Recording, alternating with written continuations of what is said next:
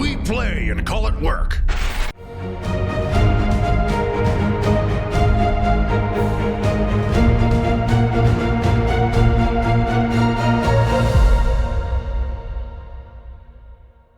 Hey everybody, Matthew here from MiniWarGaming.com, and welcome to a brand new series for MiniWarGaming, which is traveling the mortal realms of Age of Sigmar.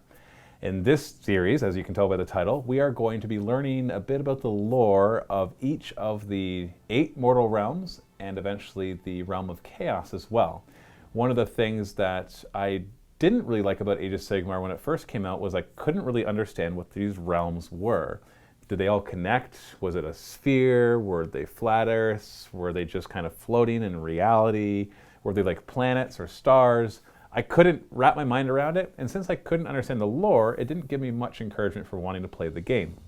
Now that I've read a lot of the novels, and that Games Workshop has actually put out a lot more information about the realms, I love it. I absolutely love it. And I think you will too once you understand exactly how it works. If you're a fan of high fantasy, such as Dungeons and Dragons or many other fantasy universes out there, then you are going to love this one, because it is such an interesting place to be. So in this series, what we're going to be doing is we're going to have each video focus on one of the realms. And for our Vault members, you can then watch a battle report fought in that specific realm, because in the new Age of Sigmar 2nd edition rulebook, they actually have rules for fighting in each of the realms, except for the Realm of Heaven, and they don't have rules for the Realm of Chaos, but we'll just kind of have fun with that anyways. And so there will be a battle report after this video in the link below for our Vault members. If you're not a Vault member, now is the time to try it out, especially if you want to get into Age of Sigmar or you are big into Age of Sigmar, because we're putting up a ton of Age of Sigmar content right now with the release of 2nd edition. You can click that link below and get a free trial to the Vault, get instant access to everything, including the battle report that is part of this video.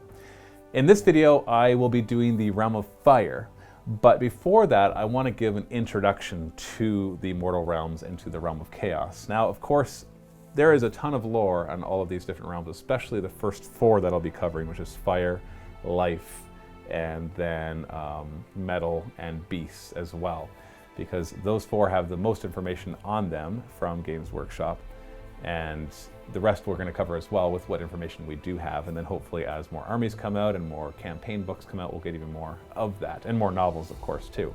So this is going to be a cursory guide through the realms. What do they look like? What do they feel like? What's the culture like? What's the diversity of everything that's in there, so you can picture the best you can exactly what it's like to be there in that realm. It's not just one homogeneous thing, there's actually a lot to them.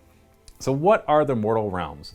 Well, for those of you who know what Warhammer Fantasy is, or were familiar with it before Age of Sigmar came out, there was the old world. The world that was is what it's referenced in Age of Sigmar. This world was eventually corrupted by chaos and destroyed. It was so overcome by chaos that the entire world exploded. And it's not fully understood exactly what happened next, but the theory is that the 8 winds of magic were contained in this world. And as they exploded, they got scattered throughout the etheric void, which is basically a huge void of unaligned magic. You can kind of think of it like space, but it doesn't follow necessarily all the laws of physics like space would. So this is not just simply them getting shot out into space. There's actually this etheric void that the world that was must have been part of. These magics, over the course of who knows how much time, eons could have passed, eventually kind of coalesced together, like attracting like. So where there were 8 winds of magic, they coalesced into 8 of the mortal realms. And once they concentrated enough into a sphere, then they started to crystallize into the lands and other structures and other things that are on the land. Now, we don't know exactly what all of these look like, but they basically all follow the similar pattern of being a flat Earth. And what that means is, as much as we have a sphere of influence, that sphere is kind of like a bowl being placed over top of the world and underneath the world as well. And the world, the land itself, is formed from the actual magic. So if you're thinking in physics terms, energy can turn into matter as well. Matter is just another form of energy. Well, that's exactly the same thing as this. So every pebble, every leaf, everything is actually made from the magic of that realm. Now, each realm is not made just from its own magic. It actually has the magic of all of the 8 winds of magic in them, but the majority is the realm that's from. So the realm of fire, for example, is majority fire magic, but it has a bit of all the other realms as well. Especially a little bit more of the realm of death ever since Nagash did his horrible thing at the end there, and it got disrupted, but the death magic got shot through all the different realms as well. So there's a bit more death magic than all the other ones, except for what the realm is made out of. And so they have they're flat earth kind of thing, but each of them will still have their own way that works. For example, the realm of fire, which we'll talk about in a second, there's huge gaps between the continents. So you can't actually get from continent to continent unless you take a realm gate, which we'll talk about in a second. Whereas other ones might be more floating on top of each other and more three-dimensional, and others might even be stranger than that. But they do all have one thing in common, except for the realm of death, and that is the more towards the center of this realm that you get, the more stable the magic. And so as much as everything is formed from magic, it's almost like the stuff in the middle of the sphere has finally stabilized at its lowest energy level and is not really reactive to wizards. In fact, a wizard standing in the exact center of a realm would probably not be able to cast any of his spells, unless if he did, they would be very much not powerful. The further to the edge of a realm that you get, the more potent the magic becomes, but also the more unstable. So it's almost like the edge of the realm is reality forming, and as it forms, that goes towards the center of the realm as well. So most stable in the middle, this is where you'll find most of the cities and all the major life, whereas on the outside, you get much more strange things. And so if a wizard tries to cast a spell when he's near the outside, it would be quite easy to do, but it'll probably have all sorts of nasty side effects.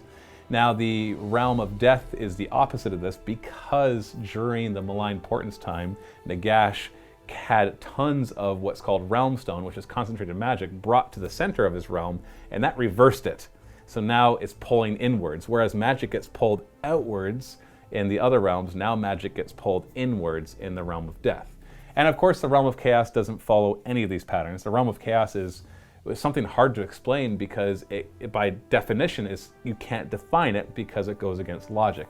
So it's another level of reality, if you will, that is plagued by the various chaos gods who are constantly trying to break into the mortal realms and turn them more into realms of chaos. Each god within the realm of chaos fights to assert their dominance as well. That's not the topic of this video, so we're not going to really go too much into that. Within a realm, you can travel from place to place using realm gates. The size of these realms are enormous. In fact, it said that it would take a lifetime to get to the outside of a realm.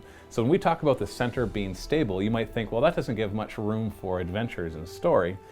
But as you can see from this map right here of the Realm of Fire, and then you can see this map being the region that we know in the Age of Sigmar book, is quite large and it is huge. We don't know how many miles or kilometers wide it is. It doesn't have a legend for that, but you can see all sorts of kingdoms and all sorts of places, forests, mountains, rivers, lakes, oceans, all in this one spot.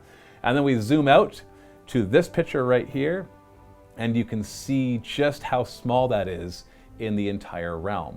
And so it's just huge. It's as big as we need it to be. There's defined areas that have cities and things that we know have happened in history, and there's plenty of undefined areas that leave open for your narrative campaigns or for your armies to be built from, or for your narratives, whatever you want to do for those various areas, which is really, really cool.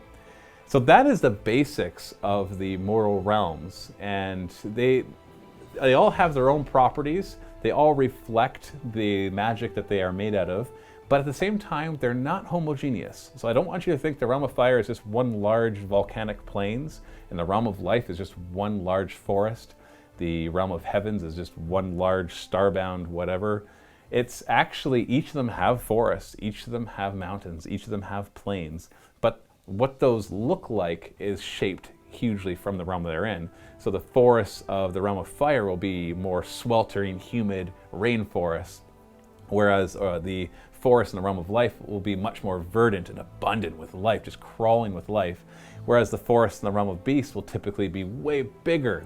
The trees will be way taller and beast-like, each of them having their own kind of feel to them.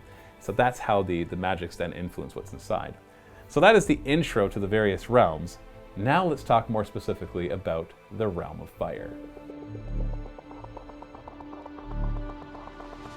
The Realm of Fire is first on our list for two reasons. One, it's first in the Age of Sigmar core rulebook, but two, the reason for that I believe is because we probably have the most information on this realm. It is featured in the Firestorm campaign book, which is still valid in 2nd edition and is still super awesome. It's featured in a lot of the first Age of Sigmar books that came out, and it was also the first real place of the offense of the Stormcast Eternals during the actual Age of Sigmar. The Realm of Fire, thankfully, is not just one volcanic plane. It's much more interesting than that. Although it does have a lot of volcanoes, it does have a lot of fire, and it does have a lot of lava. While originally the land structure in this flat Earth within the sphere of the Realm of Fire was connected by vast oceans that you could traverse if you were brave enough and strong enough, now with the forces of chaos having come in and corrupted so much of it, it actually splintered the very lands so that you can no longer get from one side to the other without actually using the interconnected realm gates. Realm gates, of course, are the gates that allow you to travel within a realm or between realms. And so they're very important spots. And there's tons of them in each of the realms as well. And so this whole one is, you kind of picture it as one big sphere with these floating islands that are all kind of in the same level. But islands does not quite or do them justice because they are huge. They are continent-sized islands, if you want to look at them that way.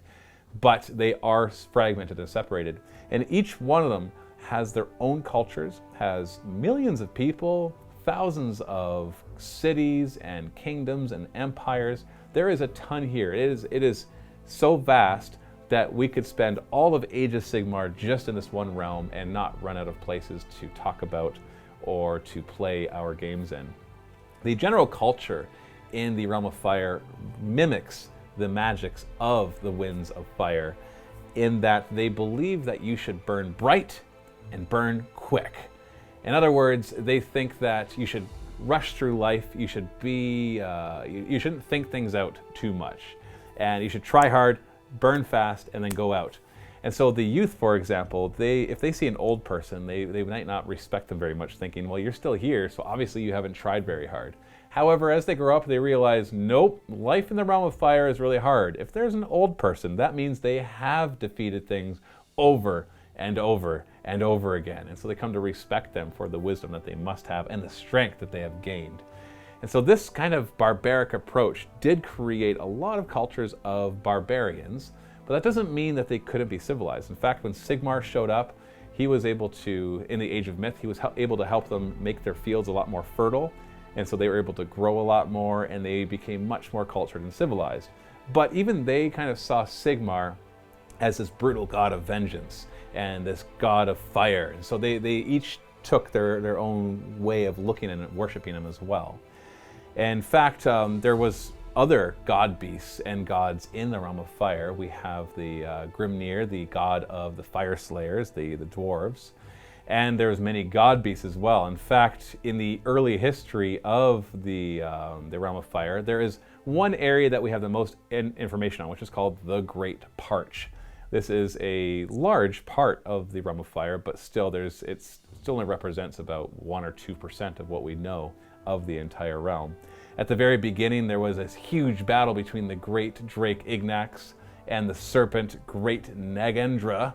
And it was so great that it shook the land, it spewed sulfur stuff all over the place, it ripped entire rivers out and created new mountain ranges. And in the end, when Sigmar came and started rescuing or releasing the various gods, such as Grimnir, Grimnir immediately wanted to repay his debt to Sigmar, and so he said to Sigmar, give me the biggest, baddest god beast so that I can go and beat it for you. And so he said, okay, well, there's this really huge Drake, Volcatrix, go fight him. And so Grimnir went and fought him, and they kind of annihilated each other. Grimnir was destroyed, but so was Volcatrix. And so the Fire Slayers, which mainly originated from the Realm of Fire, are always on the hunt for Urgold, which is remnants of their god Grimnir. There's lots of technological advances in the Realm of Fire too, in the Great Parch, and specifically into the fire area of the Firestorm campaign. That's the Flamescar Plateau. That there were great technological advances in certain of the cultures that were able to create robots, automaton, and even gigantic lasers. They didn't call them lasers, of course. There were these lenses that they would focus the energies of the realm of fire, specifically from some of the great god beasts. And that would focus them so strongly that they were able to pierce the reality between the mortal realms and could be used as this gigantic weapon. Eventually that was destroyed by the very fist of Khorne, the chaos god himself, but not before they were able to disintegrate an entire Khorne army.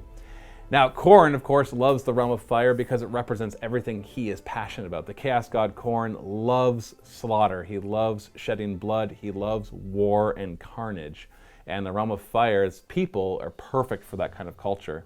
And in fact, he took it to himself to invade this realm. Of course, the other chaos gods invaded as well for their various reasons, and they even fought against Khorne. But Khorne was the one that was dominant here in the realm of fire during the Age of Chaos. And the people, it was interesting, there was one of two responses that the people did. Either they quickly joined him, or they forever opposed him. Those that joined him saw Khorne as a perfect example of what they've always been striving for. Hit hard, burn out, and then you're done. And that's, of course, Khorne followers are all about that. He doesn't care who dies as long as people are dying. In fact, when the Stormcast Eternals arrived, it actually made Khorne happy because it gave him new foes to attack, even though they were very difficult. In fact, the fact that they're difficult was part of the reason that he was very happy that they arrived. Now, at the same time, during the Age of Chaos, after he pretty much conquered all of the Realm of Fire, there was still many people who would resist him. And so this is the other side, that you have the people who quickly succumb to the Khorne's influence because they loved the way that he was like, but then the other people who also had these traits of just this fiery, we'll never give up, we'll always fight no matter what, until we die, until we burn out. They also proved to be very difficult for Khorne to fully conquer. And so there were still pockets of civilization and peoples that were resisting Khorne when Sigmar came back with his Stormcast Eternals to free the Realm of Fire. So in the Realm of Fire, if we're talking about what it looks like, of course there are vast plains of just burnt out grass that has nothing on it, that grows nothing because it's too hot. There are also huge volcanic ranges. In fact, the fire slayers often make their homes inside of these volcanic ranges using the actual lava in their industry. But don't be deceived. There are also huge rainforests that are just these very humid, hot places to be. And there are vast oceans that might be a little warmer than you're used to. So if you kind of picture it, if you picture anything on Earth and you just make it hotter, then it would fit within the Realm of Fire most likely, except, you know, the things that would melt when it gets hotter, like the snowy areas of Earth. And so you have forests, you got plains, you've got mountains, you've got plenty of fertile places for crops. Now, the one thing that they always seem to struggle with in a lot of areas, especially as you get towards the center of the realm, is water, given the fact, you know, that being hot and fire often goes against that. So they've made a lot of connections to the Realm of Life, where they import a lot of the water from the Realm of Life, and especially the city of Hammerhall, which has the huge realm gate which connects the Realm of Fire with the Realm of Life. And this water is very prized, used as a currency much, because it's not just water, it's also water from the Realm of Life, meaning it's made from the magics of the Realm of Life, which makes it very valuable for healing, for growing crops, and for everything else. And so there is a lot of interesting cultural things. I'm only just scratching the surface of what the Realm of Fire is all about. If you want more information, then check out the Age of Sigmar core rule book. There's a few pages there. I would strongly suggest the Season of War Firestorm campaign book. That one's awesome. And a lot of the stories from the Black Library that involve the Fire Slayers are often in the Realm of Fire. And so you can kind of get a better idea of their culture in the Realm of Fire there as well. So it's a really fun place to play. There's lots of variety there, and yet it has that overriding theme of just lots of conflict and battle and short lives, but really, really, really bright short lives. And it creates this interesting backdrop for your Age of Sigmar games.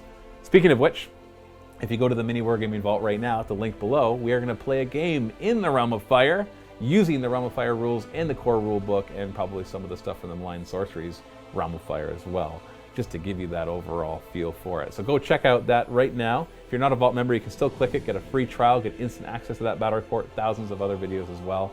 Help support us in making these videos, and cast your vote by clicking that link and signing up to show that you want to see more of this type of video of lores of the realms and other lore for Age of Sigmar as well. And leave a comment below. Tell me what you think about this video series and what you'd like to see in future lore video series or other Age of Sigmar coverage as well. Thank you so much for watching. Happy wargaming.